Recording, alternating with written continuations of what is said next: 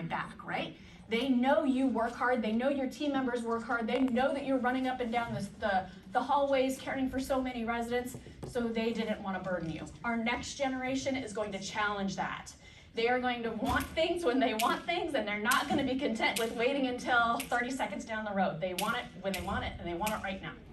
So I want you to think about how you organize your building, how you run your building every single day, and then I want you to think about, okay, if this is the next generation that we know is going to be entering in, what do I need to start doing differently? That's an element of data.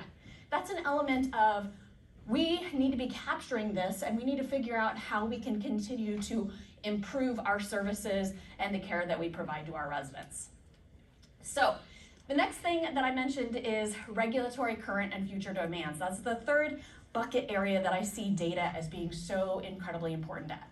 So regulatory current and future demands, we know that our regulations are going to continue to evolve and develop, right? We know this.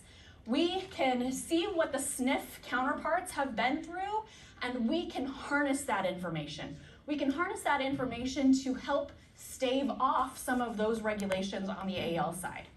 So when we look at this, if we're using data and we're tracking and we're trending and we're analyzing the data to help us move forward, we're going to be better prepared when those surveyors come into our buildings and start looking into the things that we do. We're going to be better prepared because we've already gotten ahead of that curve. ALs who participate are well ahead of the regulatory curve if they have a formalized quality improvement process. Whether you want to call it a quality assurance performance improvement, want to call it something else, continuous quality improvement, it doesn't matter. But if you have a continuous quality improvement process and it's formalized, you are going to be well ahead of the regulatory curve because you've identified what kind of data is important, you've identified where your strengths are, where your challenges are, and you're going to use that information to propel you forward. Another area is data is incredibly important, and I mentioned this in this meeting that I was in just a few minutes ago. Data helps us not only improve as an organization, but it also helps us improve as individuals. When we know what kind of data is important to the work that we do, we're able to do that work better. It helps us connect the what that we're supposed to be doing with the why we are doing it. And when we have that, we have better outcomes when it comes to the quality awards because you have seen the data. You know what kind of data you are collecting and gathering. You know your process, and therefore you are going to be a stronger candidate for that quality award journey. When you have a formalized quality improvement process, when you have data that you are using for your critical elements that your business does, because at the end of the day, our assisted living is a business. We might not want to think of it that way, but we have a bottom line.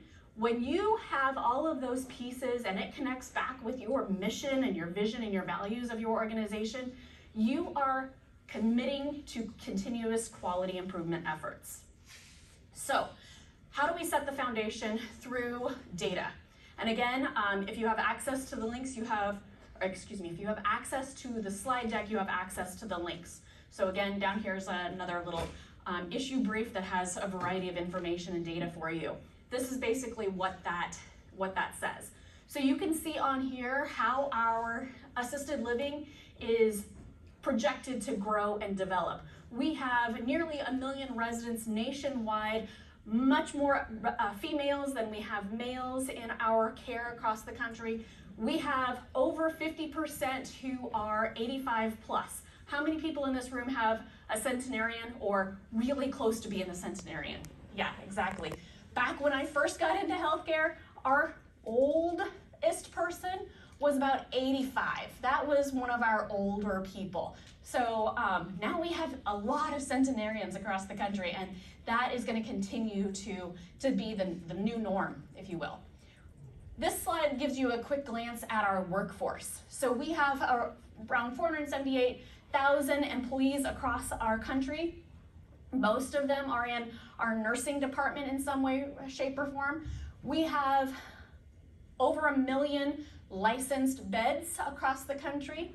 And on average, this is what we're looking at in terms of our bed size. So on the bottom right-hand corner of that slide. Paying for care. Oh, where do we get? We don't want to go too deep into this because there'll be lots of headaches that pop up. What is most important about this slide is affordable assisted living. Our baby boomer generation, which as I mentioned is going to be the next generation, the next wave moving into our buildings, may not have had the financial stability that previous generations and possibly future generations have. So we need to have affordable assisted living options that are viable, that still meet the residents' needs. So that's another challenge that we are going to be